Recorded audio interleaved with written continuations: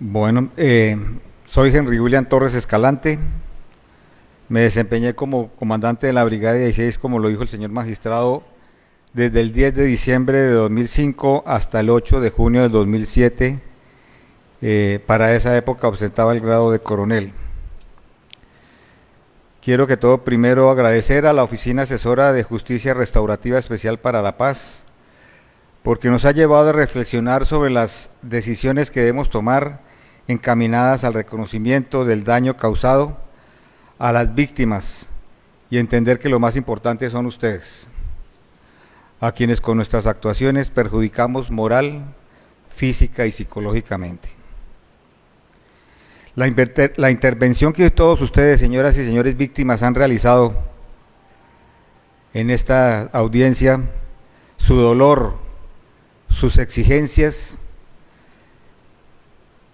me llevó a enfrentar la verdad que muchas veces había negado y reconocer el daño causado a ustedes, madres, esposas, hijos, hermanos de las personas que fueron asesinadas y que fueron reportadas como muertos en combate y presentados como guerrilleros, delincuentes o terroristas.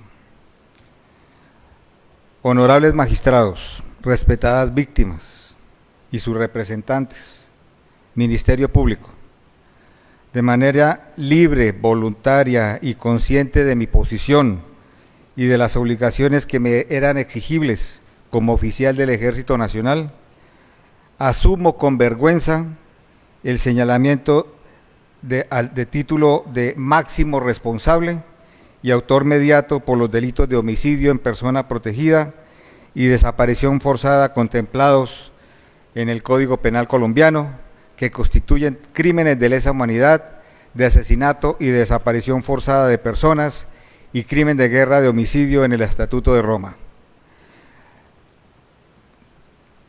Asumo esta responsabilidad por todos los señalamientos que me han hecho durante y que fueron contempladas en el auto.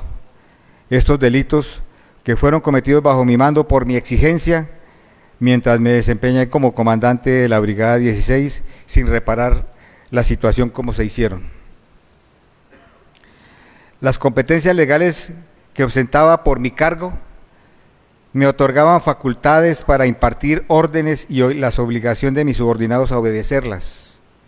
Para ello contaba con atribuciones disciplinarias y penales.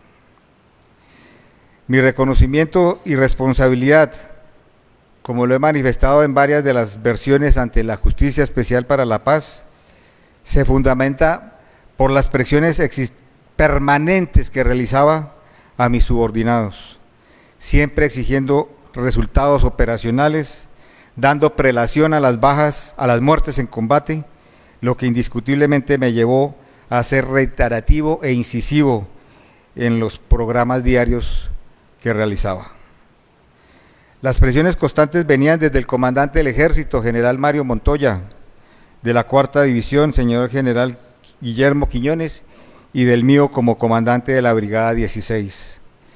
Estas exigencias y presiones indudablemente incidieron en que algunos miembros de la brigada, motivados por cumplir con mis demandas y las de sus superiores directos, sobresalir en sus posición en la institución, como lo han manifestado algunos de ellos, nos llevaron y nos encaminaron a lograr objetivos operacionales a toda costa, sin medir las consecuencias de nuestros actos, despreciando el carácter humano de las víctimas.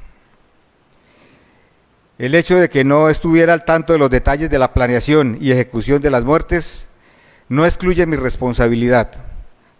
El liderazgo a través del suministro de los medios disponibles con que contaba la brigada, de la información, de inteligencia, de guías, como lo han manifestado aquí ya el señor Rodríguez Mimisica, resultó importante para que se cometieran muchos de estos crímenes.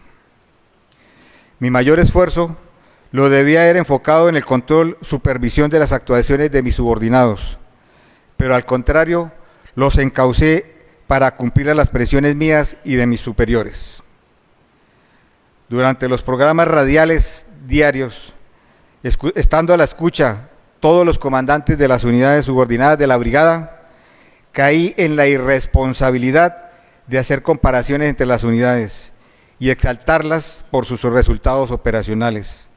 Comentarios imprudentes, llamados de atención a los comandantes que no reportaban resultados, indicaban que podrían ser objeto de relevos y traslados, como lo manifestó el señor capitán Rivera en una ocasión, incidiendo indiscutiblemente en la voluntad de muchos de ellos. El uso de un lenguaje indirecto que no fue claro para muchos de los que participaron en esos programas, expresiones emitidas en distintos momentos, como usted ya sabe lo que tienen que hacer, derivaron en la comisión de muchos asesinatos y desapariciones que hoy estamos lamentando. Los llamados de atención eran constantes y dirigidos al objetivo de producir resultados. Estos llamados de atención a las unidades que no presentaban combates o llevaban días sin combates, se manifestaban con frases como llevan tantos días y de aquello nada, o reclamos verbales como que se están robando el sueldo. Por mi soberbia, nunca me detuve a medir la magnitud y el efecto que pudo producir en un subalterno una frase o una palabra ambigua, que muchas veces se asumían en formas rutinarias, generando vacíos en las órdenes, contrariando las disposiciones que se encuentran sobre el particular, que me obligaban a emitir órdenes de forma clara y sin equívocos, como lo exige el reglamento militar. Debo precisar que como comandante de la Brigada 16, mi actitud irresponsable en el ejercicio de mi mando, sin duda generó que los controles previos, durante y posteriores a las operaciones se volvieran mecánicos, sin mayor exigencia y análisis cuidadoso de las circunstancias y detalles en que se me informaban esos resultados. Tampoco se tuvo, en cambio, el cambio de la amenaza en la jurisdicción de la brigada. Como lo han manifestado aquí algunos comparecientes, para el 2007 la amenaza estaba parcialmente neutralizada.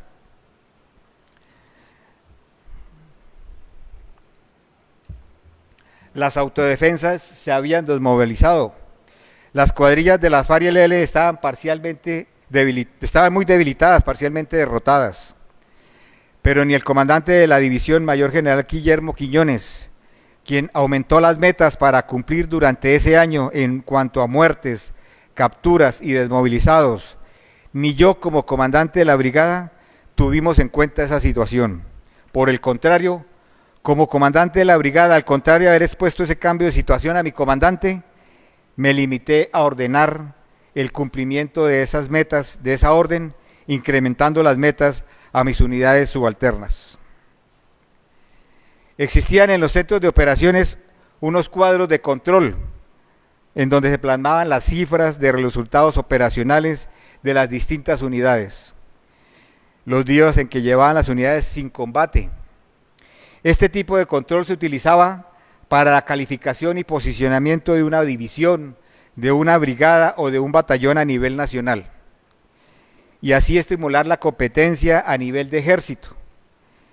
Esta constante medición sobre los resultados produjo en la institución un daño irreparable, la perjudicó, ya que las muertes se convirtieron en números, en porcentajes, y como comandante me limité irresponsablemente a lograr las metas impuestas sin detenerme a revisar cómo se estaban cometiendo. Los grupos especiales Delta respondían a órdenes directas mías. Desde la sección de operaciones se les hacía seguimiento a la batalla y actuaban siempre con inteligencia de la brigada. También, como lo manifestó el señor Mayor Soto, ordené agregaciones al personal del Gaula con el objetivo de mejorar sus resultados operacionales, que a la postre condujo a que se incrementaran los falsos resultados de bajas en combate en esa unidad. En el caso del asesinato de los señores Daniel y Roque Julio Torres, asumo mi total responsabilidad porque fue una operación ejecutada por tropas bajo mi mando y dirección, Acepto haber entregado los recursos y los medios disponibles con que contaba la brigada. Se les envió un guía. Se les envió información que también fue suministrada por el DAS y corroborada por la Selección de Inteligencia de la brigada.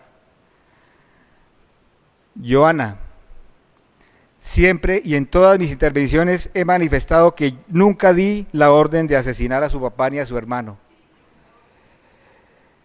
Ellos no merecían morir. Ellos no eran combatientes ni delincuentes ni pertenecían a ningún grupo ilegal.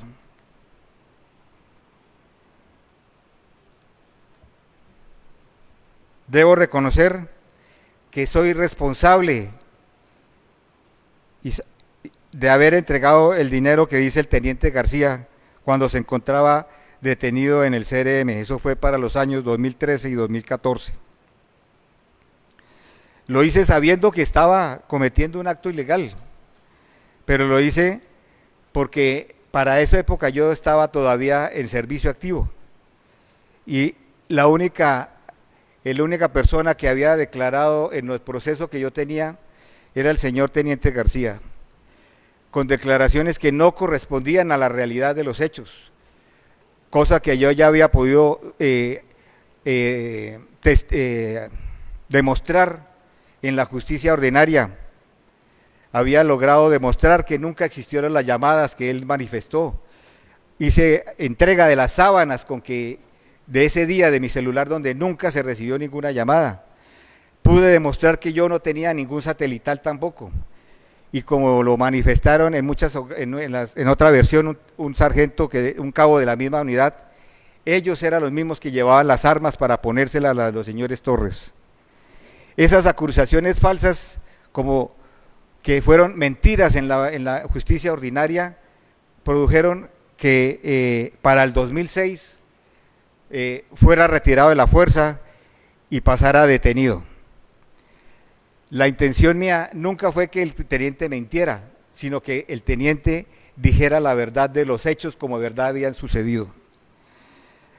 Y lo disfracé como si fuera una ayuda a la grave situación que me había manifestado el teniente y de la de su familia. No me detuve a medir las consecuencias de mis actos. Debo continuar porque son muchas de las situaciones que cometí y que fueron responsabilidad de mí en la brigada. Cometí un grave desacierto. Bajo el fantasma de la guerra jurídica, mi acción fue proteger a los hombres bajo mi mando que estaban en el desarrollo de las operaciones. La guerra jurídica que me refiero, y la he referido en varias versiones, fue un fantasma direccionado del comando del ejército. Las instrucciones eran claras: no permitir que esas falsas acusaciones mermaran el ímpetu y el desarrollo de las operaciones militares, generando así las condiciones para que se siguieran cometiendo esa serie de asesinatos y garantizando así el aparato criminal presentado en la Brigada 16, derivando además a que se restara importancia y atención a las quejas por violaciones de derechos humanos que se recibían en la brigada.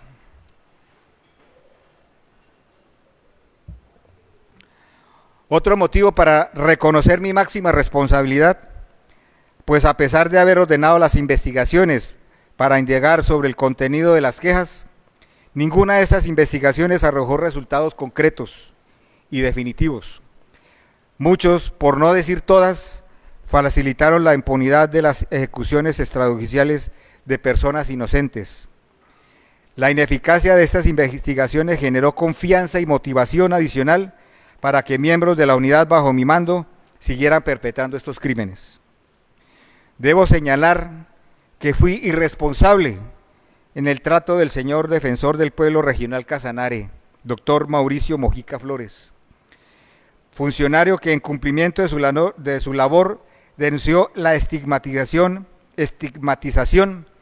a la comunidad campesina del Piedemonte y de acciones del ejército relativas a muertes ilegítimas, presentándolas como muertes en combate. No presté debida atención a sus denuncias, dándole a estas quejas un trámite mecánico que no arrojó ningún resultado. La estigmatización señalada anteriormente fue otra de las causantes de tantos asesinatos que se cometieron en la brigada. También los desmovilizados de las autodefensas fueron de las personas señaladas y estigmatizadas. Por el simple hecho de tener esa condición, fueron en muchas ocasiones blancos de las acciones criminales de la tropa. Como comandante de la brigada tenía la potestad de ordenar movimientos helicoportados y solicitar la intermediación de los jueces penales militares para coordinar los levantamientos con las demás autoridades judiciales en el helipuerto de la brigada. Esta práctica fue generalizada. Reconozco que por el afán de mover los cuerpos y sacarlos de las zonas de los hechos, por situaciones de combate que me informaban por radio, muchas de estas fingidas, como lo manifestó el teniente Toro, cometí una gravísima falta, porque se facilitó el encubrimiento de los hechos, se alterara la evidencia y no se realizara adecuadamente los primeros actos de la investigación criminal, obstruyendo así la justicia. Dentro del desarrollo de las operaciones se realizaron muchas coordinaciones directas con el doctor Orlando Rivas, director del DAS, especialmente con lo que era suministro de inteligencia, anotaciones de inteligencia y el apoyo de funcionarios de policía judicial. Nunca hubo una relación distinta a la laboral con cada uno de nosotros en sus roles. Solicité y recibí en la brigada varias informaciones e inteligencias suministradas por el DAS, las cuales eran enviadas al B2 para que se les evaluaran y con muchas de ellas se planearan operaciones. Era mi obligación constitucional.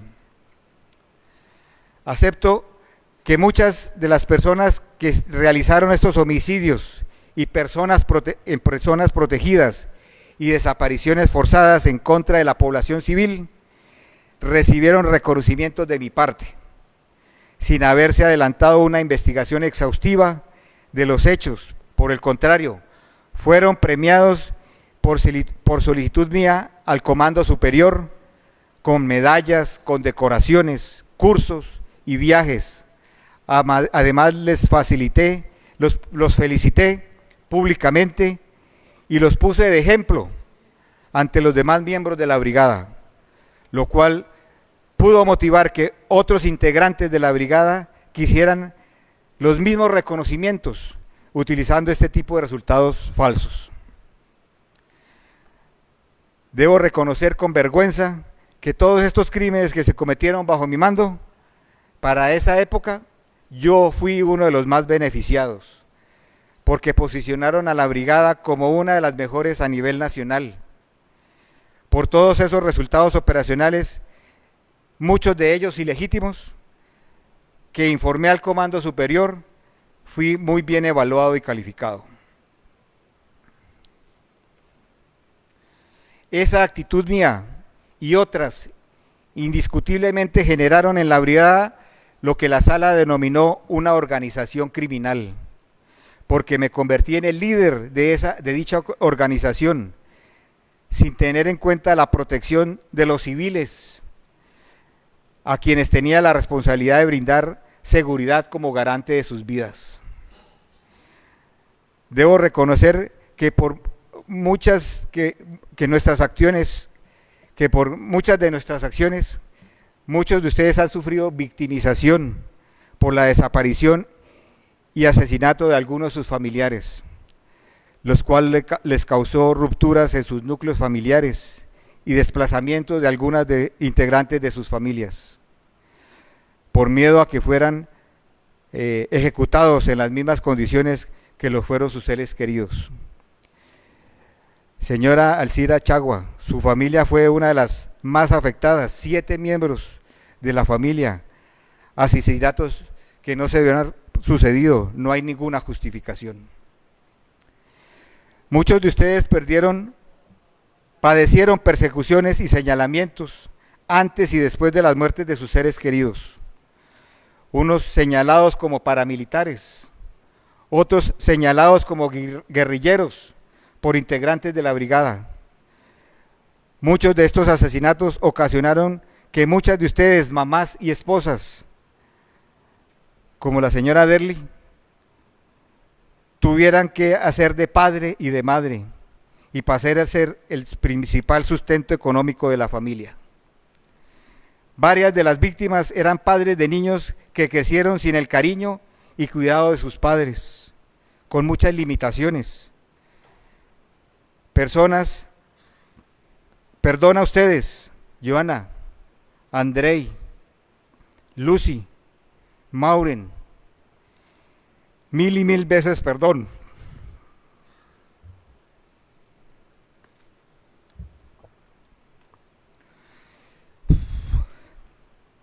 Esa ausencia de un padre es un daño inimaginable que no podemos reparar ahora ni nunca. Perdón. Hermana Astrid, solo Dios puede perdonar lo que hicimos. Su sobrino, Elder Aponte, no era ningún bandido, no merecía ser asesinado.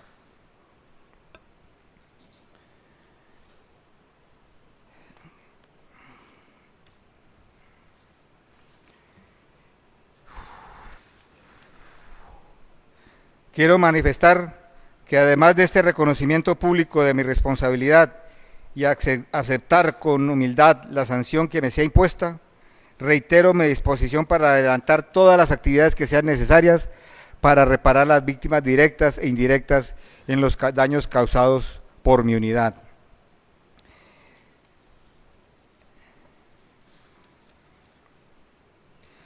En lo que manifestó el señor el comandante del Birno, coronel Acosta, asumo con responsabilidad el hecho que por mi orgullo, por mi soberbia, al no ser informado de que había llegado una revista al batallón Ramón Nonato Pérez, una de mis subordinadas, por parte de la división, creo que fue en esa época de la división, y ante la llamada del comandante lo autoricé irresponsablemente para que no presentara el examen del polígrafo porque no había sido informado de esa revista.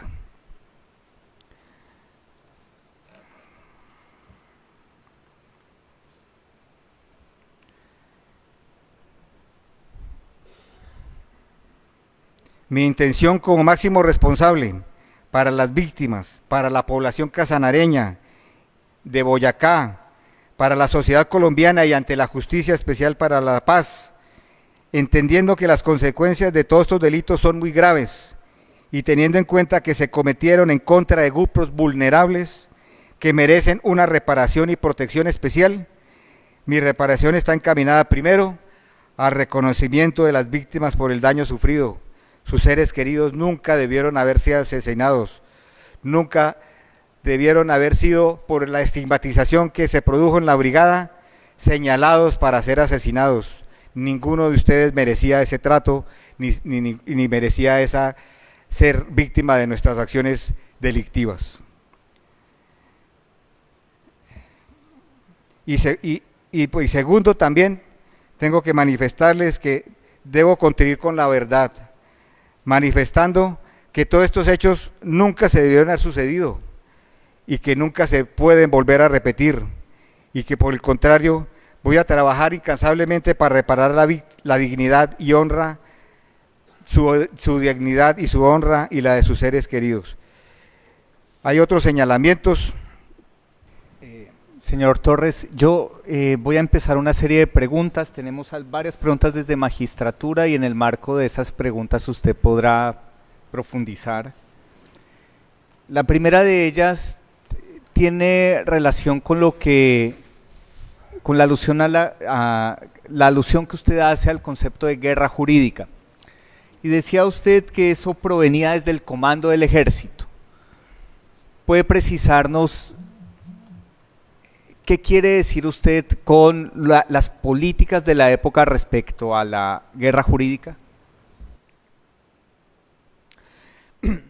Señor magistrado, dentro de los programas que realizaba el mismo señor comandante del ejército, hablaba de que se estaba generando a nivel nacional una guerra jurídica en contra de las operaciones militares y que esas eran encaminadas a mermar, como lo manifesté aquí, la voluntad de lucha de las unidades, porque el hecho de entrar una unidad en una investigación se paralizaba esa unidad y se tenía que sacar las unidades del área de operaciones.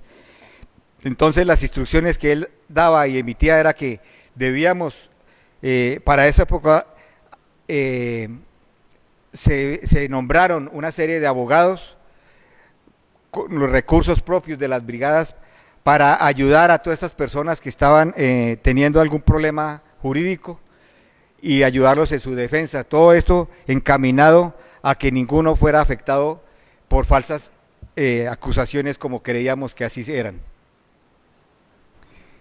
Cuando usted mencionaba el comando del ejército, ¿se refiere al general Montoya? Sí, señor. Ahora, desde otras instancias superiores, ¿se mencionaba ese concepto de guerra jurídica? No, señor, fue a términos de ejército. Ahora, en relación con estas presiones que venían desde el general Montoya y desde el comando del ejército, exactamente qué presiones eran las que usted recibía en esos programas radiales.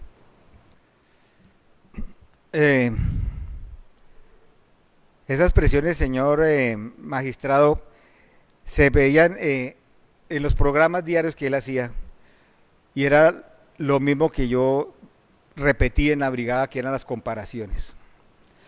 Indiscutiblemente esas presiones se generaban cuando una unidad no tenía resultados operacionales o cuando llevaba tiempo sin combates, porque él asumía que si habían combates se deberían reproducir resultados operacionales, y eso es relativamente lógico. Si hay un combate, pues debe haber un resultado operacional. Entonces,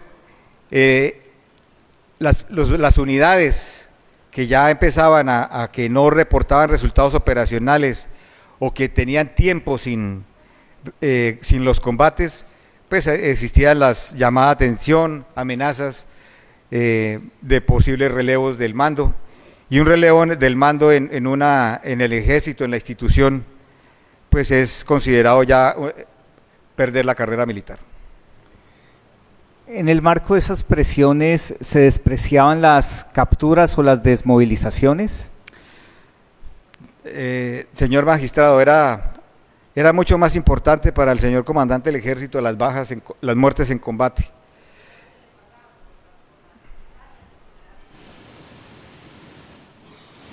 Las muertes en combate eran mucho más importantes, casi que solo era ese punto el que se revisaba, pero pues dentro de los cuadros de la brigada también estaba la de las capturas y las desmovilizaciones.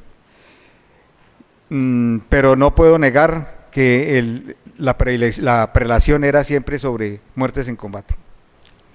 Usted mencionaba que en algún momento el general Quiñones, desde la división, aumentó la cuota que le correspondía a la brigada.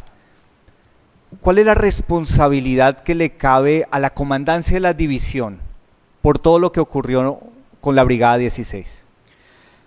Comandante de la brigada era una persona muy exigente. Comandante de la división. Comandante de la división era una persona muy exigente, señor general Quiñones, y pues era duro en sus programas, y él hacía solo el programa una vez a la semana, los días viernes, pero también era de la misma forma, midiendo los resultados de sus brigadas, porque él tenía 4 o 5 brigadas que eran los que pertenecían a la 4ª división.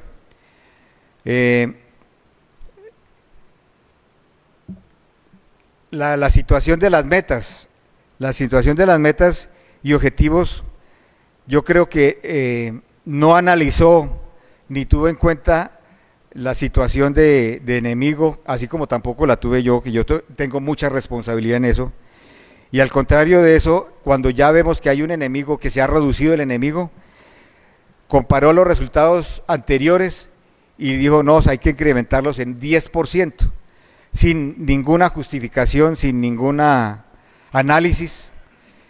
Yo no tuve los suficientes, no tuve el criterio, no tuve la responsabilidad de hacerle ver en cuenta que ya no había el enemigo que teníamos antes.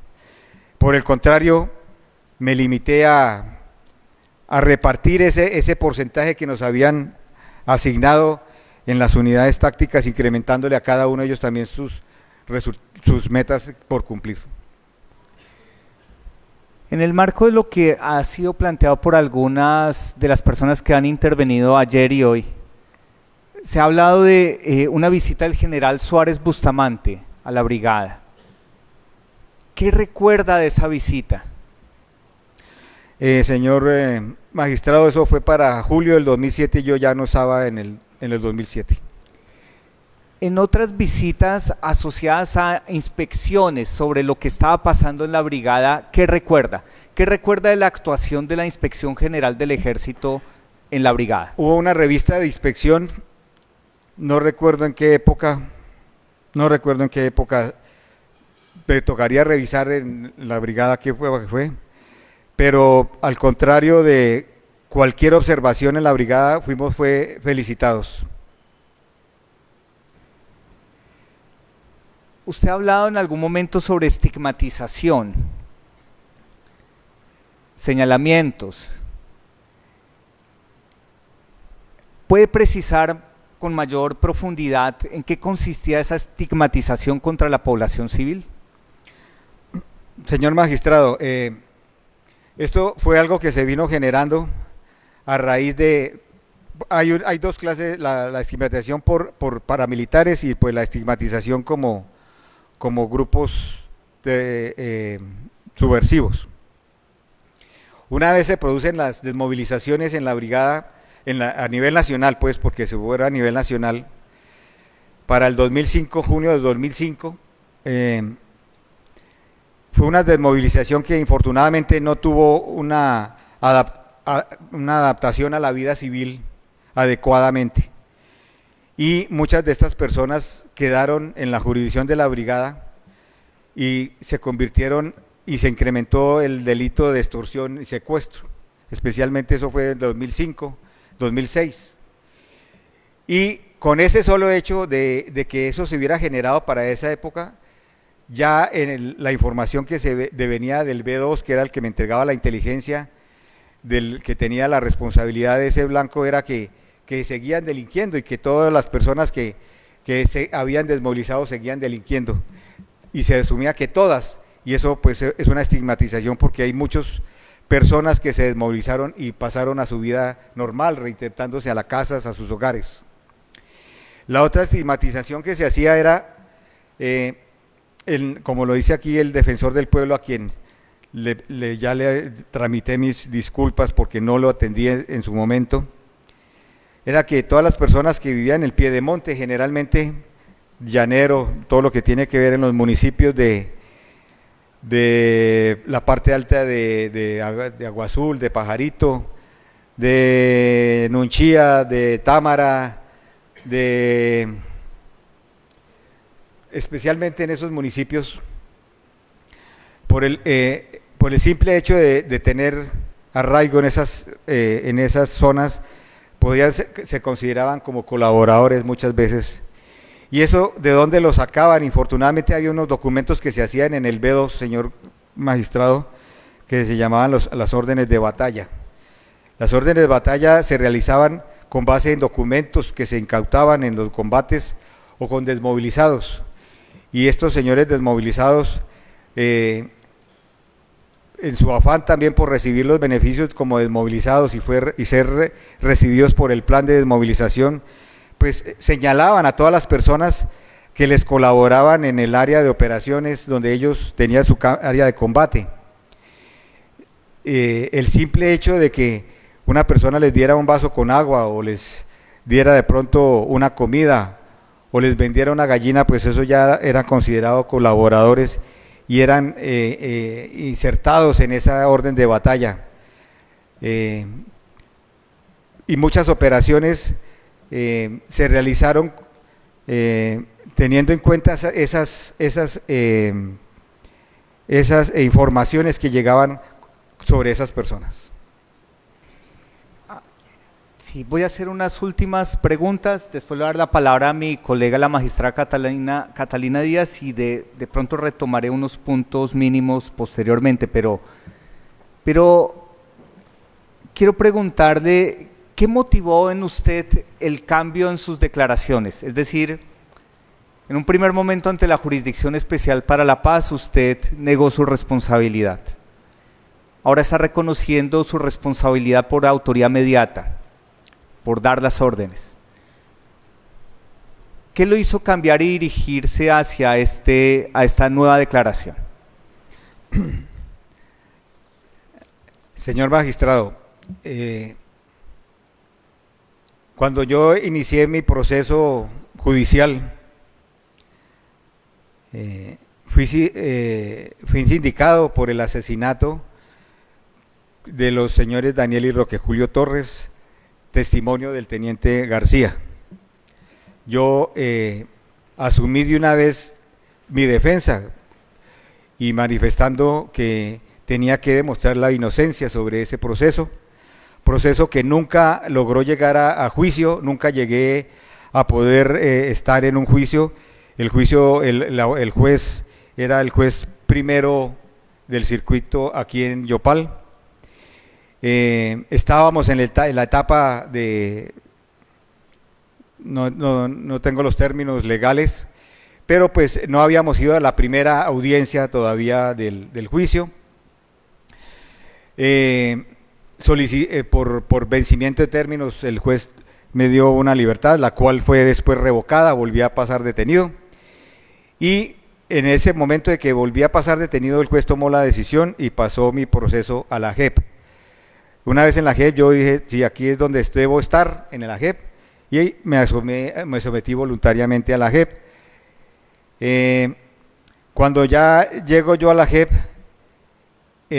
ya vienen los procesos donde el Gaula Casanare asumió la responsabilidad del mayor Soto, y me di cuenta de la magnitud de mi responsabilidad del comando de la brigada, esa irresponsabilidad con que asumí muchas decisiones, con que asumí muchas obligaciones que me requerían del mayor grado de exigencia, no las hice, me limité, como lo dije muchas veces también, a retransmitir las exigencias que recibía. Yo recibía lo que me llegaba y de una vez lo soltaba contra mis hombres, envenenándolos de esa necesidad de hacer resultados, y indiscutiblemente eso me llevó a que asumiera una responsabilidad más grande de todo lo que había sucedido en la brigada. Le vamos a dar un micrófono para su intervención.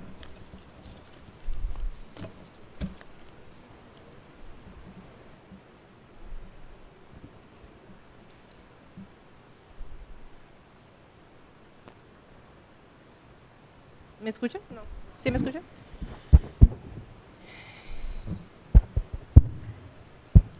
Señor Torres Escalante, le recuerdo a todos y a Colombia que usted está ahí es por los hechos de mi padre y de mi hermano, y que por justicia ordinaria usted no tuvo otra salida que acogerse a la JEP. Usted aquí no está por voluntad propia. Usted es porque la única salida que usted tuvo. Y me siento realmente ofendida que usted se pare ahí a decir que usted nos dio la orden de asesinar a mi padre y a mi hermano, cuando usted le dijo al señor Fabián, textualmente, probablemente ellos no estén armados, lleve las armas que utilizamos siempre para estos casos y estos hechos, más llamados falsos positivos. Y usted viene a decirme acá que usted no dio la orden. Usted, señor Torres Escalante, tenía conocimiento de que mi hermano había sido testigo de 2 asesinatos y se lo dijo al señor Fabián. Le pregunto a usted, ¿en qué momento mi hermano, siendo un niño, se convirtió en su enemigo por haber denunciado sus asesinatos? Para usted perseguirlo, amedrentarlo junto a mi padre y a mi familia, y hasta que al fin consiguió asesinarlo. Porque usted envió un grupo especial a mi casa que estaba bajo sus órdenes para sacarlos. Y en esos momentos no lo pudieron hacer. Y de ahí usted se encizañó con mi padre y mi hermano hasta que por fin logró su objetivo. Y me siento ofendida que se pare ahí a decirme eso. Ahora le pregunto, ¿de dónde sacó los 45 millones de pesos que se le dio a Fabián? ¿De dónde salió ese dinero? Usted tenía claridad de los hechos que estaban sucediendo, como lo dijeron los demás comparecientes. Y créeme que antes del día de ayer y hoy, yo tenía una percepción diferente a usted. Y hoy le digo que usted, para mí en estos momentos, es un asesino, perpetuador y un peligro para nosotras las víctimas. Gracias.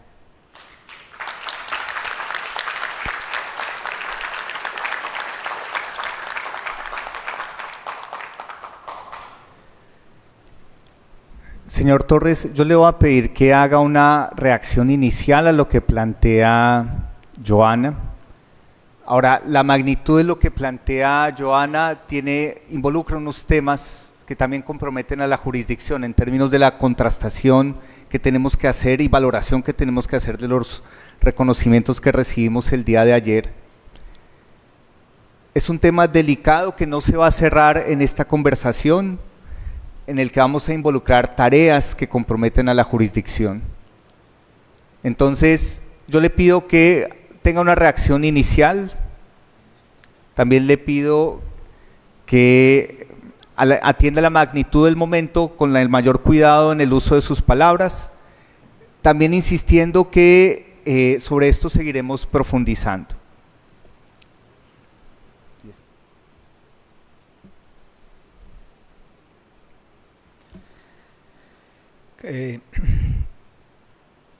Respeto profundamente respeto lo que está diciendo Joana, lo respeto profundamente. Muy probablemente yo, estando en su posición, haría lo mismo, muy probablemente. No creo que lo haría, porque pues una verdad que yo conocía y que siempre la he conocido como verdad, y venir ahora a conocer otra situación distinta, no sería fácil de creer y creíble. Pero como lo dije al final de mis palabras, aquí vengo a manifestar la verdad y vengo a reconocer no solo la muerte de sus señores padres y su hermano, sino la de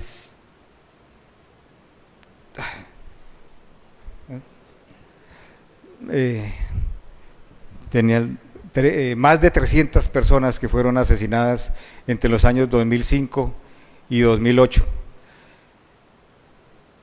Entonces, el hecho de que esté hablando ahorita acá y diciéndole con toda la sinceridad del caso, con toda la humildad que me corresponde, esa es la verdad.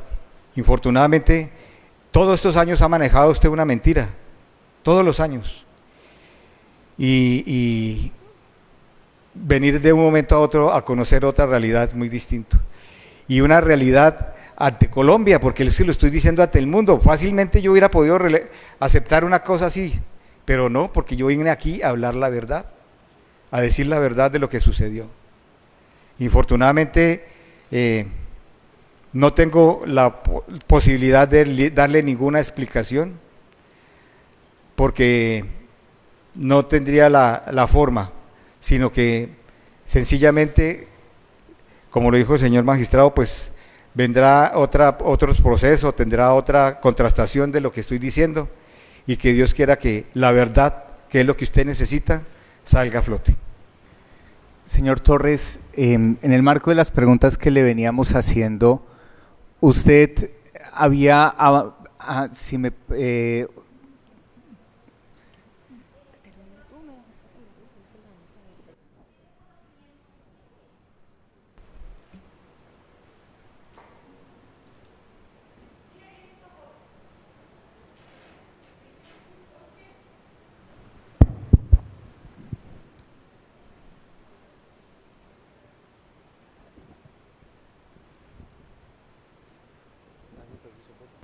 ya vamos a habilitar un micrófono adecuadamente.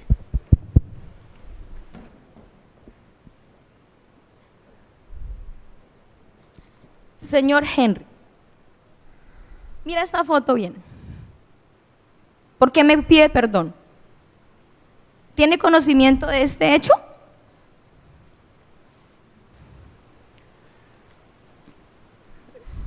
Manifesté dentro de lo que expresé ahorita que el hecho de que no hubiera estado al tanto del planeamiento ni de la ejecución de los asesinatos no evade mi responsabilidad. Por el contrario, es una de las partes por las cuales asumo la máxima responsabilidad de los hechos. ¿Por qué dio la orden? ¿Por qué tenía que ser mi padre? ¿Por qué él?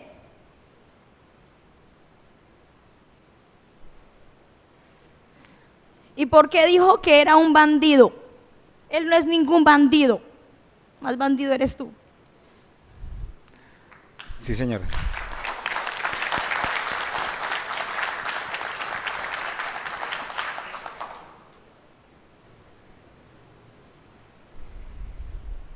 Vamos a pasar a una etapa de últimas preguntas que tenemos que hacer y voy a hacer una última y después le voy a dar la palabra a la magistrada Catalina Díaz. Yo solo quisiera finalizar de mi parte con una pregunta sobre estas responsabilidades. Le pregunté por la responsabilidad de la comandancia del ejército, le pregunté por la responsabilidad de la comandancia de la división. Quiero preguntarle, porque las víctimas nos lo han pedido en informes que nos han entregado,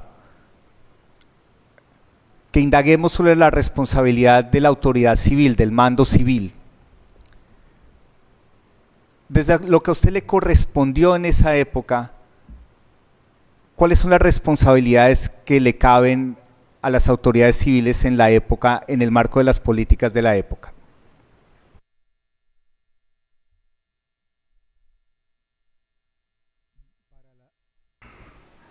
Para la época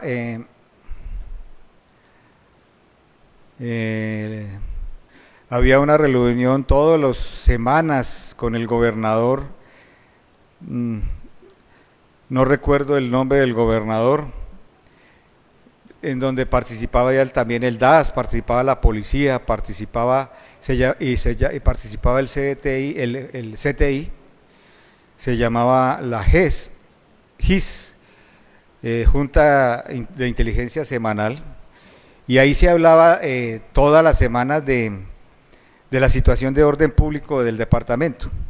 Y pues el gobernador Eli Cala se llamaba el señor gobernador. Él manifestaba la situación de orden público en el departamento y todas las veces pues eran los mismos problemas de secuestro no tanto, ya no era el problema de secuestro, pero sí era la extorsión y el abigeato, que era el problema más grave del departamento. Y pues esa era la interacción que teníamos con el gobernador. El gobernador muchas veces manejaba unos recursos donde apoyaba con recursos económicos para pagar las recompensas por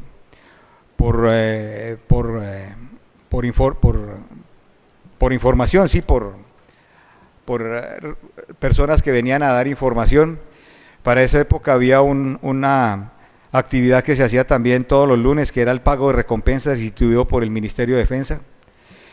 Y era la forma de motivar, y se hacía público con los medios de comunicación. Y era una forma de motivar a que las personas vinieran a dar información para incrementar así también las operaciones.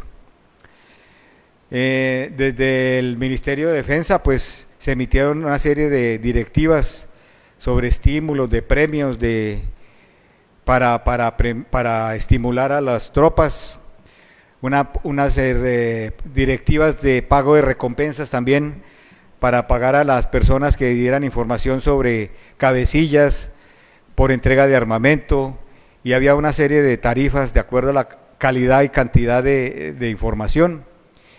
Y desde la Presidencia de la República pues estaba el plan de seguridad democrática. Tuvimos varias veces en la jurisdicción de la brigada la visita del señor presidente Álvaro Uribe, donde estaba la población en firme allá, estaban las autoridades que teníamos responsabilidad de seguridad en el departamento, y pues las personas empezaban a quejarse todo el tiempo, durante todo el tiempo se quejaban de seguridad, de seguridad, de seguridad, y él daba instrucciones en forma dura también hacia los comandantes en esa época pues de policía, de ejército y del DAS, y decía que si no podíamos con el cargo, pues que avisáramos para que pues él pudiera gestionar también un relevo. Entonces era presión también por ese cumplimiento de todas esas, porque eso era bien complicada la situación de tantas personas quejándose por distinta índole de seguridad en esas reuniones. Eso sería lo que... Doy la palabra a la magistrada Catalina Díaz. Bueno, la primera pregunta, señor general, es si usted conocía que las tropas bajo su mando estaban asesinando y desapareciendo personas en estado de indefensión para presentarlas criminalmente como bajas en combate. Yo debería saber. ¿Por qué? Porque, como lo dicen algunos de los comparecientes acá, fueron muchas muertes.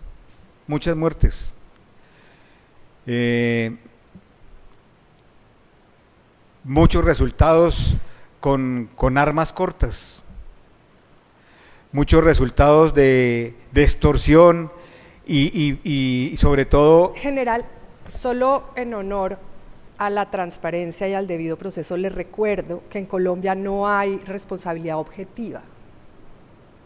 La responsabilidad es subjetiva.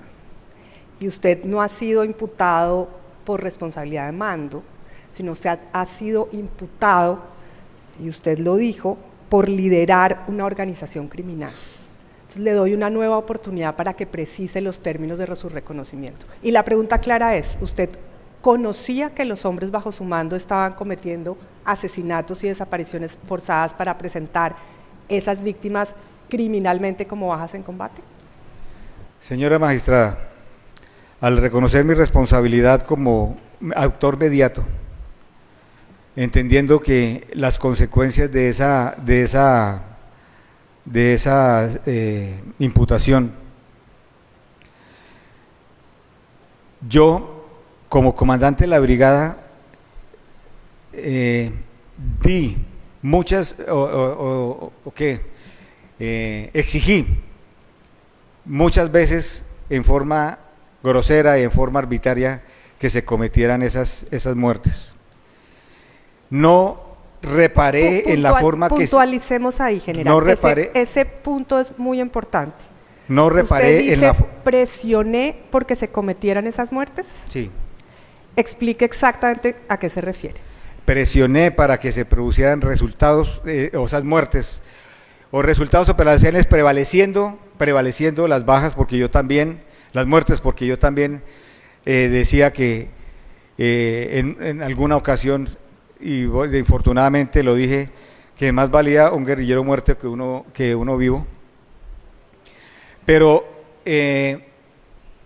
indiscutiblemente el hecho de no revisar la forma en cómo se estaban realizando esas muertes, de no revisar las circunstancias en que se estaban haciendo, no revisar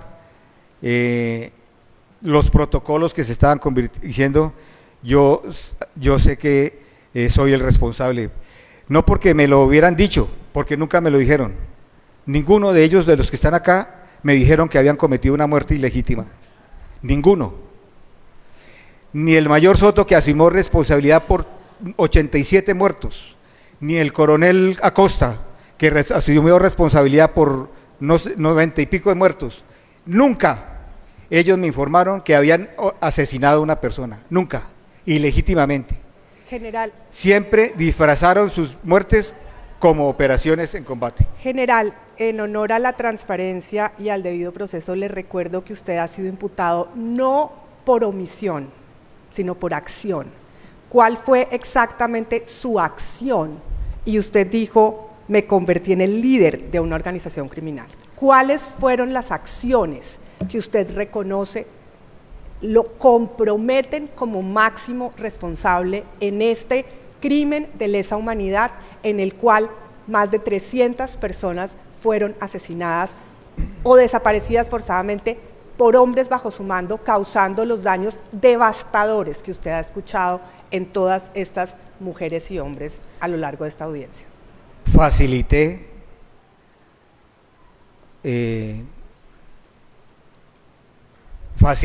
porque di todos los medios disponibles,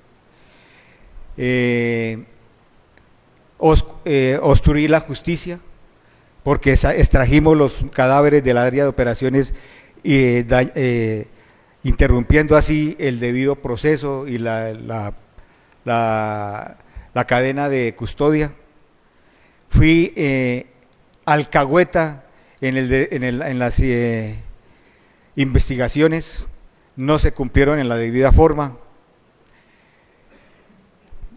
Recuerdo que, y esto es verdaderamente algo que lo tengo que decir ahorita, y es por lo que me voy a centrar.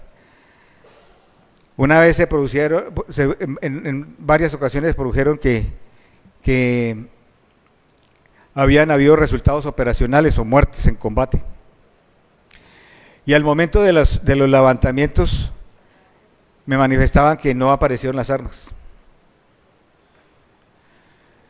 Posteriormente, al hacer el levantamiento ya tenían armas y yo nunca dije nada, me volví una alcahueta de esos falsos, de esas muertes ilegales. General, cuando usted dice facilité, obstruí la justicia, fui una alcahueta respecto de las investigaciones, ¿eso significa que usted conocía que se trataba de asesinatos y desapariciones forzadas? Señora magistrada,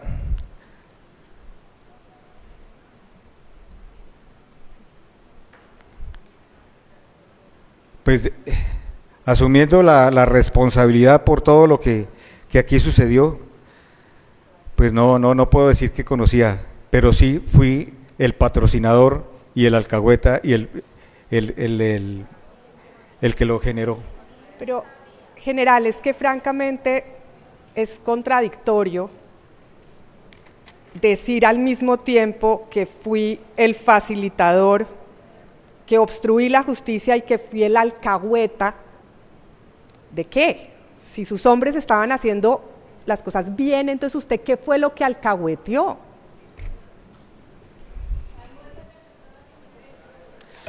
Eso fue lo que alcahueteé, muertes de personas inocentes.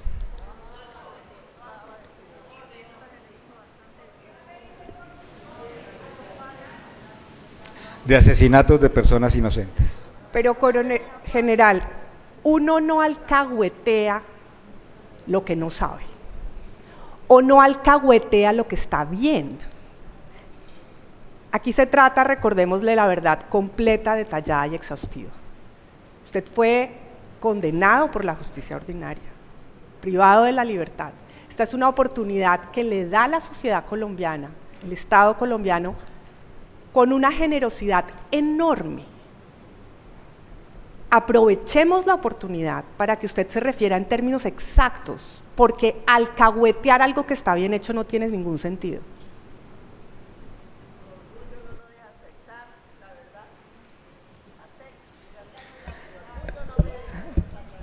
Ese pecado he confesado yo muchas veces y lo manifesté ante la hermana Astrid, el de la soberbia. Para esa época era indiscutible que yo me sentía orgulloso de todo lo que estaban realizando en la brigada. Y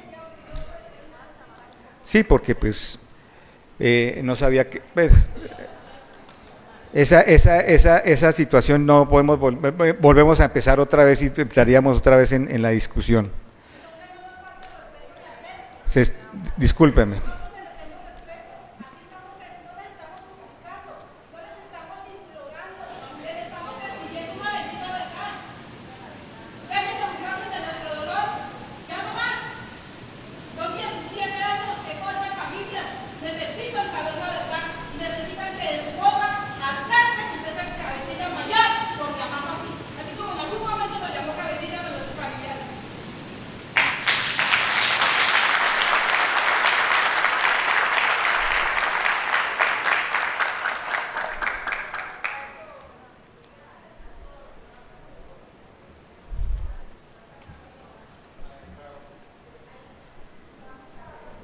A darle la oportunidad, señor general, que se refiera a la pregunta.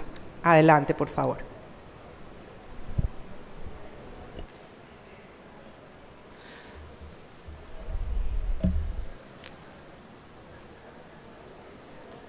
Reconocer una situación en donde tenía yo el mando directo de algunos de los grupos especiales. Esos eran los que yo tenía el mando directo. Del Gaula, porque era una unidad que tenía muy cerca. Del Birno era una unidad que quedaba retirada de la brigada y pues obviamente no, el comandante del Birno era autónomo en el desarrollo de sus operaciones. Que se estuvieran cometiendo toda esa cantidad de crímenes, no señora, pero sí tenía indicios de que se podían estar cometiendo algunos. Cuéntele a esta sala de justicia y en esta audiencia pública en qué caso usted tuvo el conocimiento de que esa operación era en realidad un asesinato. Caso específico no podría decirlo, pero el hecho de que ya me reportaran que una persona había sido asesinada y que no tenía un arma, pues era un indicio, no lo vi que fuera, no lo vi, no le vi la trascendencia en ese momento, pero no le puedo, magistrada, discúlpeme, no le puedo dar el sitio, ni la hora, ni la muerte específica, pero esos hechos principalmente se cometieron o fue por los batallones de contraguerrillas o con los batallones o los grupos especiales, que eran los que me reportaban directamente a mí las operaciones. Con respecto a lo del Gaula, el Gaula tenía su propio comandante, a él era que le reportaban todos los del Gaula. Al Birno era el comandante al que le reportaban todas las muertes en combate. Cuando el mayor Soto me reportaba a mí, ya él había realizado ya le habían informado a él. Él me informaba lo que le informaban a él. Lo mismo hacía el coronel. General. El coronel. Usted dice que cuando me presentaban una muerte sin arma, yo debería sospechar. Es que cuando se está presentando un resultado operacional baja en combate, se supone que la persona que muere en el combate se entraba en un combate armado con la tropa. ¿Cómo podría resultar una muerte en combate desarmada. No, ahorita Y no estamos hablando de un caso, estamos hablando de cientos de casos. no fue en todos los casos, por eso le digo que tengo conocimiento de lo que podía suceder en los grupos especiales y en los batallones de contraguerrilla, que eran los que me reportaban a mí directamente. Pero pues ya lo que sucedía con el Birno o con el Gaula eran sus comandantes directos. La situación de que no se reportaran con arma, ya ellos cuando reportaban una muerte o cuando reportaban un combate, ellos reportaban era un combate, señora magistrada. Ellos reportaban era un combate. Y obviamente cuando hay un combate, pues hay disparos y se supone que hay... Pero en el momento decían, no encontramos el arma con que fuimos atacados. Eso es lo que me manifestaban, eso. Y no fue una vez, fueron varias ocasiones. Y yo no hice caso a esas alertas, no las alerté, no hice caso omiso, me devolví. Lo que dije, hay que mirar a ver cómo solucionamos ese problema. Y aparecían las armas ya cuando las llevaban al helipuerto. ¿Quién las ponía? Pues no sé, pero esa era la situación. No quiero en ningún momento quiero que esta situación se convierta como en una ausencia de responsabilidad, señora magistrada. En ningún momento quiero que eso se vea así, que no estoy asumiendo la responsabilidad como debería ser. Por el contrario, creo que estar ahorita reconociendo ante todos ustedes, ante todos los señores víctimas, ante todos ustedes, y estarles diciendo que soy el responsable por todas estas muertes, más no porque las haya ordenado, es una de las responsabilidades grandes que yo tengo. Pues voy a...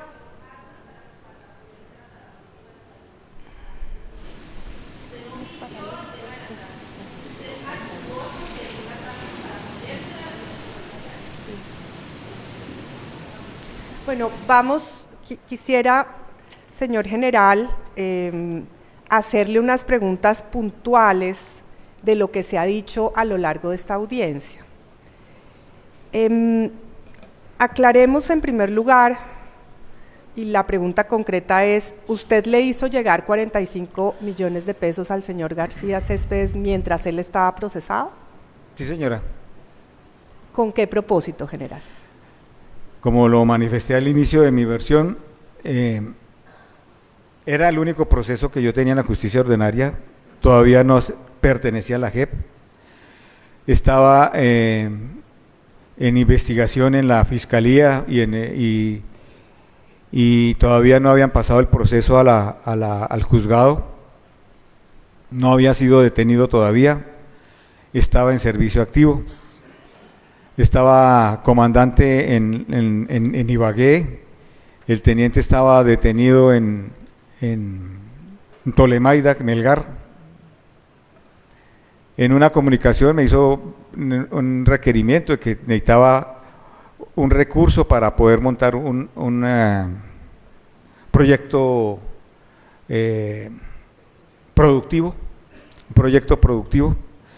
Los proyectos productivos son lo que pueden hacer los detenidos en los centros de reclusión para conseguir un sustento, cosa que pues accedí. Luego hubo otro requerimiento que necesitaba otro recurso, pero yo, siendo con la realidad del caso, señora magistrada, no lo hice tanto con la ayuda humanitaria que estaba justificando mi acto. Lo quería era que para que él, cuando volviera a versión, dijera la verdad de lo que de verdad había sucedido y no que siguiera mintiendo y manteniendo la mentira de que yo le había dado la orden de asesinar a los señores Torres.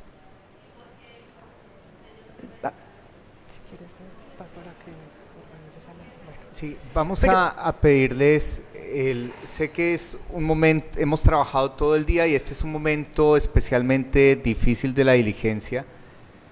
Nosotros como magistratura tenemos que salvaguardar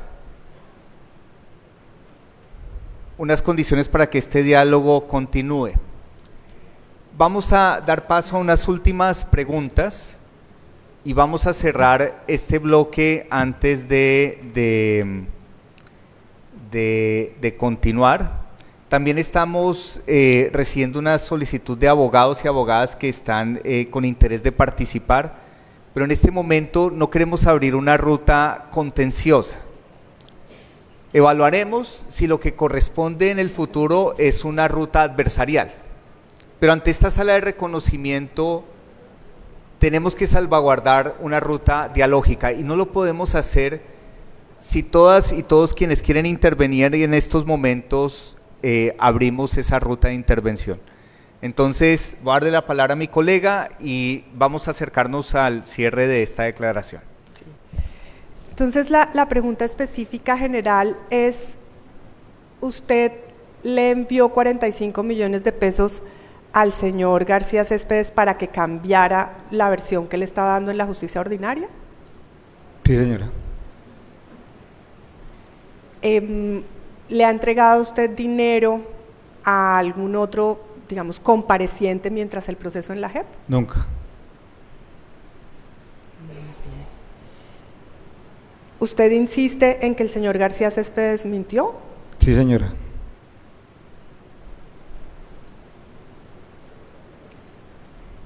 ¿Quisiera decirle algo al señor García Céspedes en este momento? Con el señor García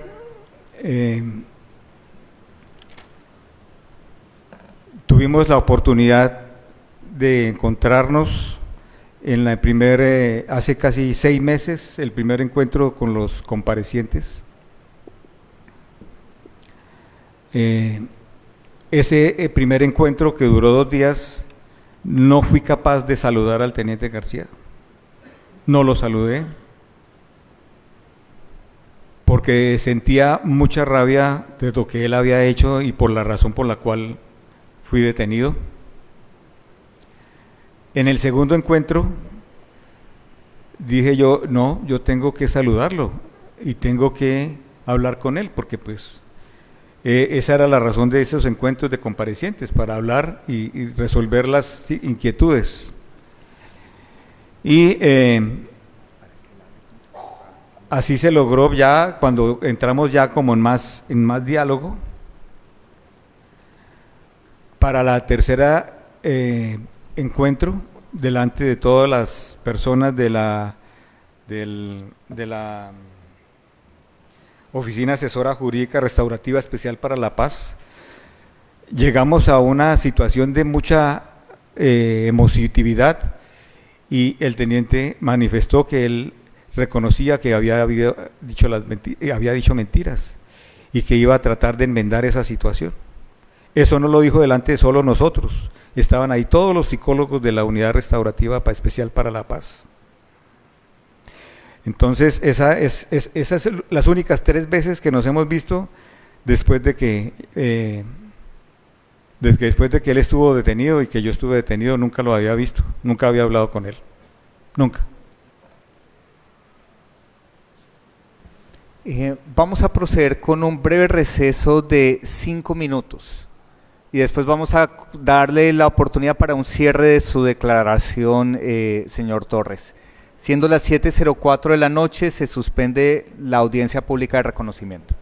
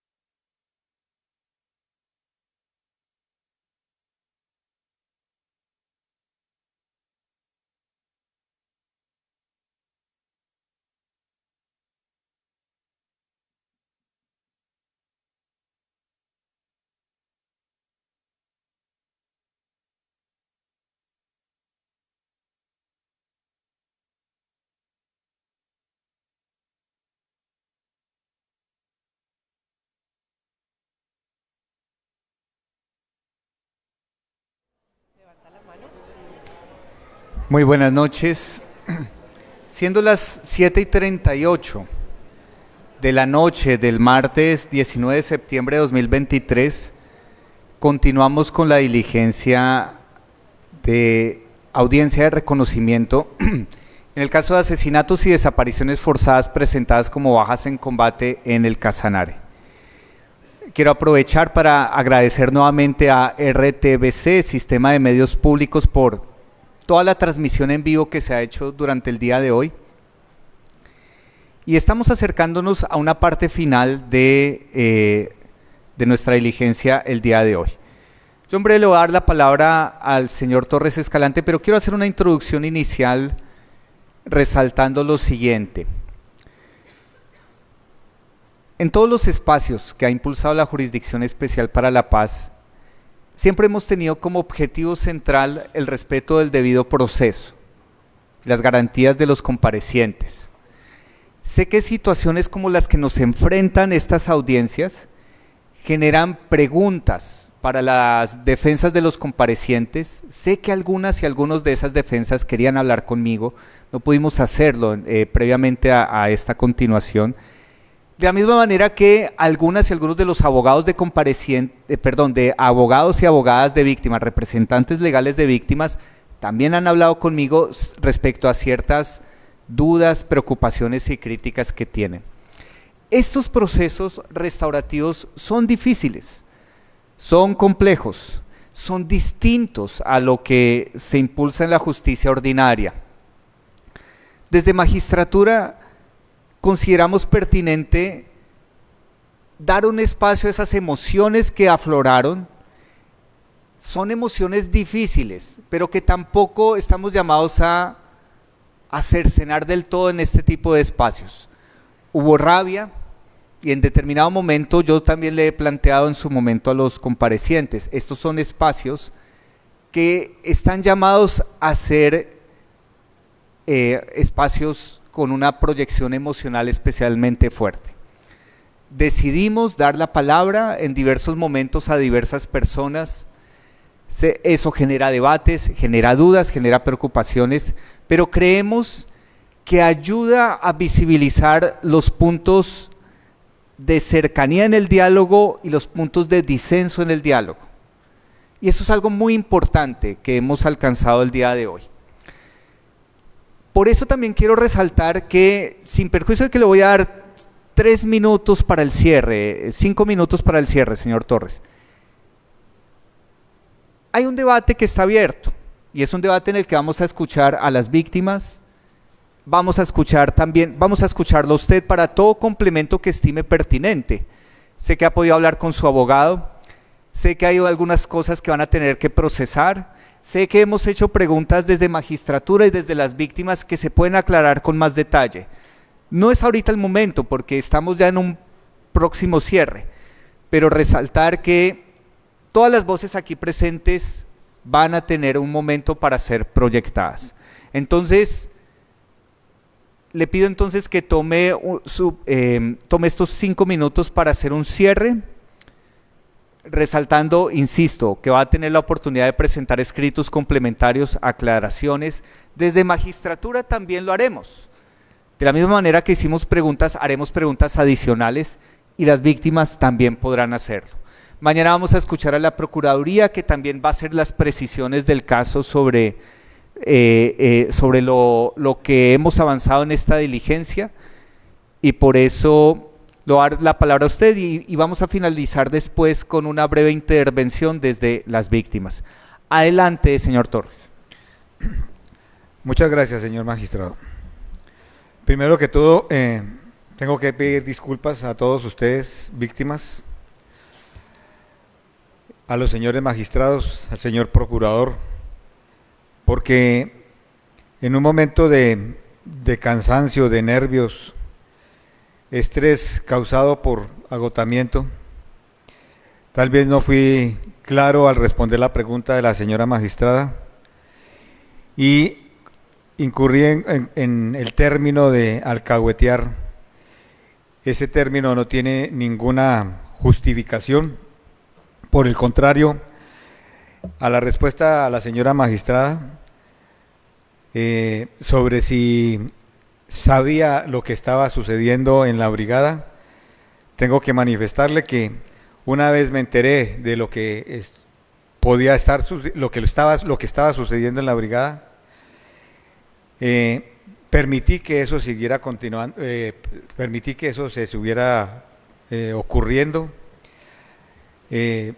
como lo he manifestado ya en toda la declaración, como lo permití, pues siendo muy permisivo en los controles antes, previos y durante a las operaciones, cuando no le hacía ninguna llamada de atención o no le ponía, no tenía en cuenta las situaciones en cómo se presentaban los resultados o informaban los resultados en algunas ocasiones. Entonces, ¿por qué lo hice? Pues el error mío gravísimo, la soberbia. Creía que con todo esto estaba logrando mis resultados, mis logros, tener la mejor unidad del ejército, que era lo que yo quería, que fuera felicitado. Y esa es la verdadera respuesta, señora magistrada. Espero haya podido contestarle. Y reitero nuevamente a las víctimas el reconocimiento que se merecen ustedes. Ustedes son personas muy buenas, nosotros somos los malos. Ustedes nos permitieron hablarles, muy gentilmente nos oyeron. Eso para nosotros ha sido fundamental, ha sido muy importante. Cuando yo me subí aquí a Triloy, tenía un bulto que pesaba más de no sé cuántos kilos pesaba. Ahorita me siento con algo de ligereza, no por irresponsabilidad, sino porque he podido decirles a todos ustedes lo que sucedió en la brigada bajo mi mando. Gracias. Gracias, señor Torres. Y como les decía, no sé si quieras hacer una reacción inicial. Igual vamos a profundizar en algunos de estos temas. Tenemos que seguir hilando.